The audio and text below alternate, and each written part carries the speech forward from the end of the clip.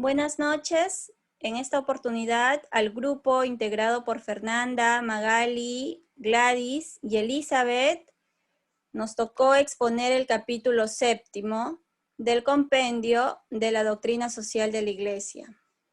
Capítulo 7, la vida económica, aspectos bíblicos. ¿Qué nos dice la Biblia con respecto a la vida económica, el hombre, pobreza y riqueza? Nos dice que la riqueza, la abundancia, pero no la riqueza o el lujo, es vista como una bendición de Dios. Por lo contrario, la pobreza se describe como una consecuencia negativa del ocio y de la falta de laboriosidad.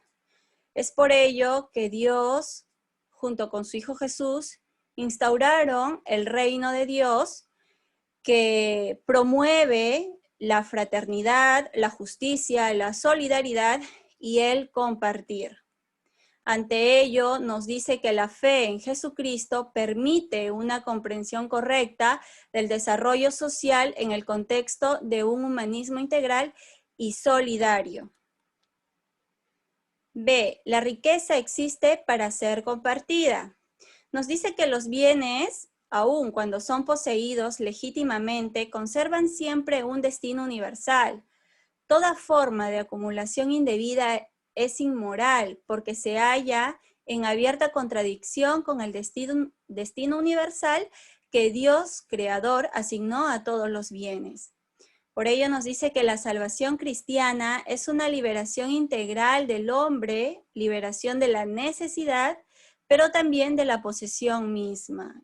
Y ante la Biblia nos argumenta que la raíz de todos los males es el afán de dinero y algunos, por dejarse llevar de él, se extravían en la fe. Por esa razón también nos dice que las riquezas realizan su función de servicio al hombre cuando son destinadas a producir beneficios para los demás y para la sociedad. 2.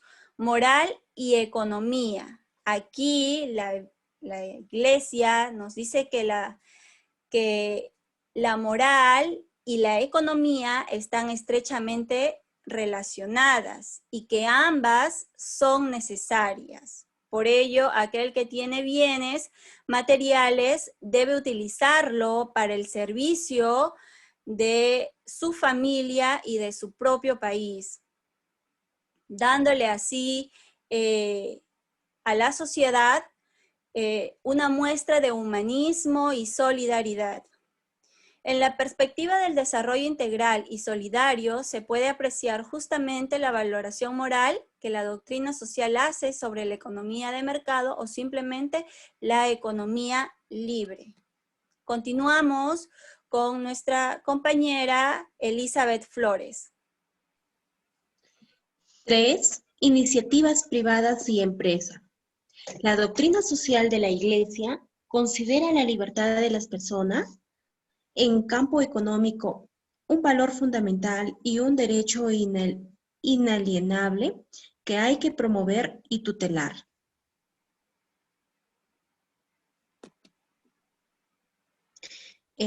Acá también nos habla sobre la empresa y sus fines. La empresa debe caracterizarse por la capacidad de servir al bien común de la sociedad mediante la producción de bienes y servicios útiles. También tenemos el papel del empresario y del dirigente de la empresa. El papel del empresario y del dirigente reviste una importancia central desde el punto de vista social, porque se sitúa en el corazón de la red de vínculos técnicos, comerciales, financieros y culturales, que caracteriza la moderna realidad de la empresa. 4. Instituciones económicas al servicio del hombre. Acá nos dice que una de las cuestiones prioritarias en economía es el empleo de los recursos, es decir, de todos aquellos bienes y servicios a los que los sujetos económicos, productores y consumidores, privados y públicos, atribuyen un valor debido a su inherente utilidad en el campo de la producción y del consumo.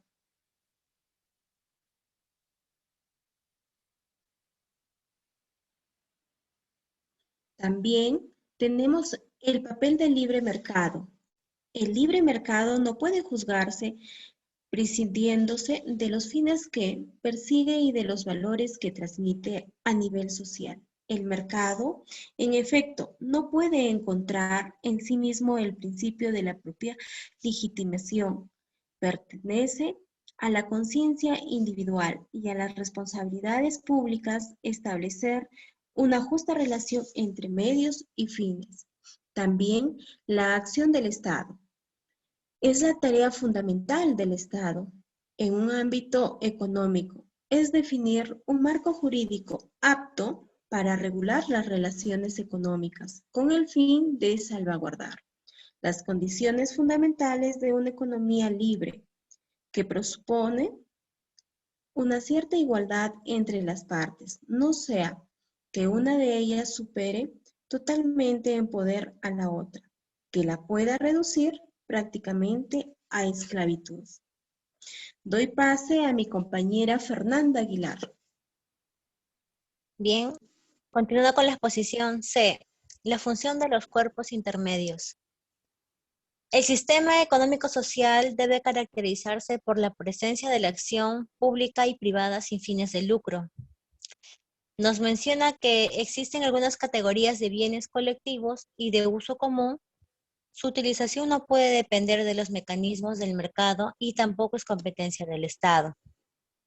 La sociedad civil organizada es capaz de contribuir al logro del bien común en relación de colaboración respecto al Estado y el mercado, favoreciendo así el desarrollo de una democracia económica. La intervención del Estado debe estructurarse en orden al ejercicio de una verdadera solidaridad y nunca debe estar separada de la subsidiariedad. La organización privada sin fines de lucro tiene su espacio específico en el ámbito económico. Se caracterizan por el intento de conjugar armónicamente eficiencia productiva y solidaridad. El Estado debe respetar la naturaleza de esas organizaciones y valorar sus características aplicando el principio de subsidiariedad, el respeto y la promoción de la dignidad y de la autónoma responsabilidad del sujeto subsidiado. D. Ahorro y consumo. Los consumidores que disponen de poder adquisitivo pueden influir en la realidad económica con su libre elección entre consumo y ahorro. Hoy es posible evaluar las alternativas disponibles no solo a su grado de riesgo, sino también expresando un juicio de valor sobre los proyectos de inversión que los recursos financiarán. Es decir, la opción de invertir en un lugar y no en otro, en un sector productivo en vez de en otro, es siempre una acción moral y cultural. La utilización del poder adquisitivo debe ejercitarse en el contexto de la justicia y de la solidaridad y de responsabilidades sociales precisas. No se debe olvidar el deber de la caridad, esto es, el deber de ayudar con lo propio, lo superfluo y a veces incluso con lo propio necesario para dar al pobre lo indispensable para vivir.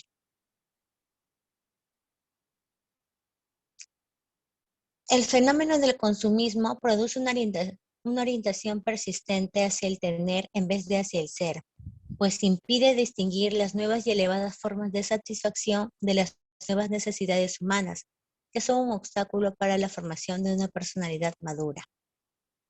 Para comprar este fenómeno es necesario esforzarse por contribuir a estilos de vida, la búsqueda de la verdad, de la belleza y del bien. Las influencias del contexto social sobre los estilos de vida son notables y por ello el desafío cultural que hoy presenta el consumismo debe ser afrontado de forma más incisiva si se piensa en las generaciones futuras.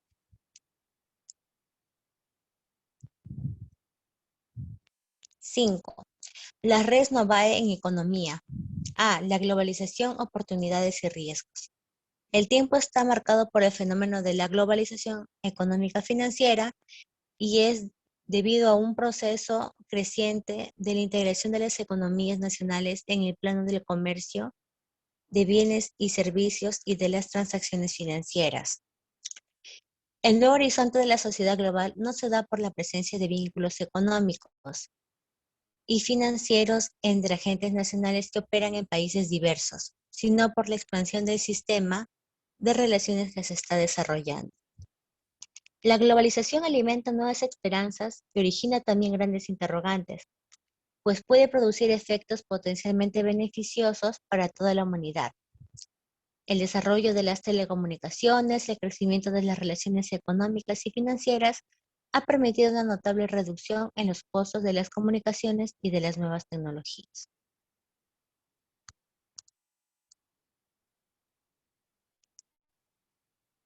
El crecimiento del bien común exige aprovechar la redistribución de la riqueza entre las diversas áreas del planeta a favor de los más necesitados.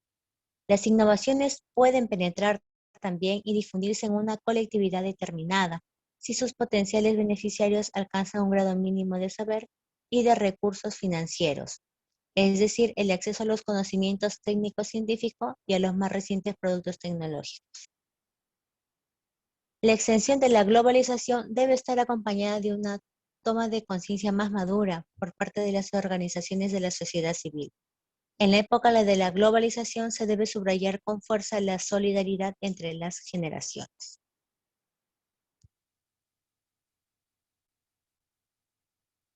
El sistema financiero global.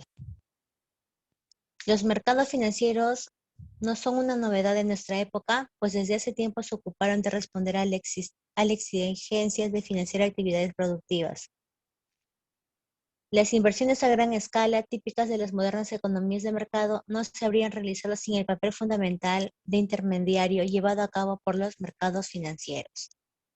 Una economía financiera está destinada a contradecir sus finalidades, ya que se priva de sus raíces y de su razón constitutiva, es decir, de su papel originario y esencial de servicio a la economía real. Los países excluidos de los procesos descritos, aún no gozando de los beneficios de estos productos, no están protegidos contra consecuencias negativas de inestabilidad financiera y en sus sistemas económicos reales, sobre todo si son frágiles y poco desarrollados. Gracias, doy pase a mi compañera Magali Becerra.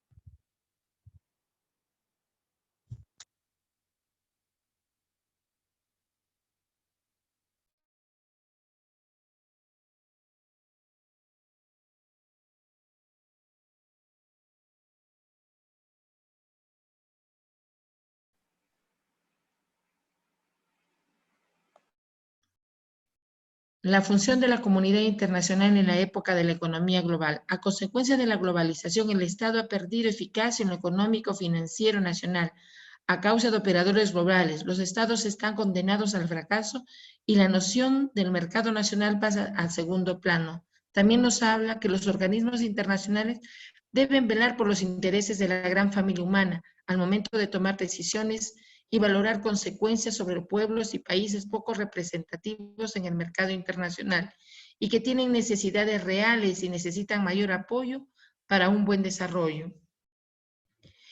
El objetivo será guiar el proceso al respeto de la dignidad del hombre y el desarrollo de la personalidad hacia el bien común. Lograr esta tarea nos lleva a consolidar las instituciones existentes, crear nuevos organismos a quienes confiar esta responsabilidad. El desarrollo económico puede ser duradero si es claro y definido de normas y con proyecto de crecimiento moral, civil, cultural de toda la familia humana.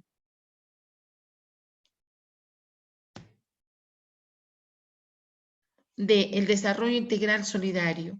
Aquí nos habla que se requiere que la economía garantice a nivel internacional la distribución equitativa de los recursos que respondan a la conciencia de interdependencia económica, política y cultural. Ningún Estado puede afrontar ni resolver los problemas sociales de dimensión mundial. Las actuales generaciones sienten la necesidad de la solidaridad y una cultura individualista. Surgen modelos de desarrollo sobre el trabajo solidario y una vida más digna.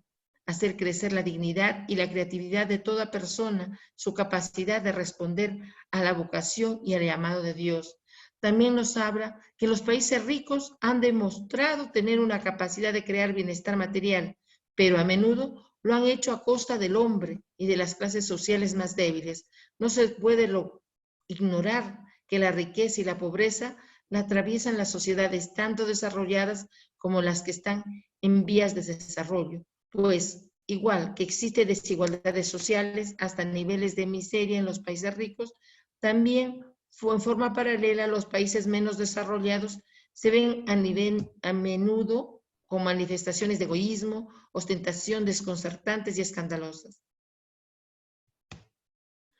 La necesidad de una gran obra educativa cultural nos habla que la producción y el consumo de las mercancías ocupan el centro de la vida social. La causa hay que buscarla no solo en el sistema económico, sino en el sistema sociocultural, al ignorar la dimensión ética y religiosa.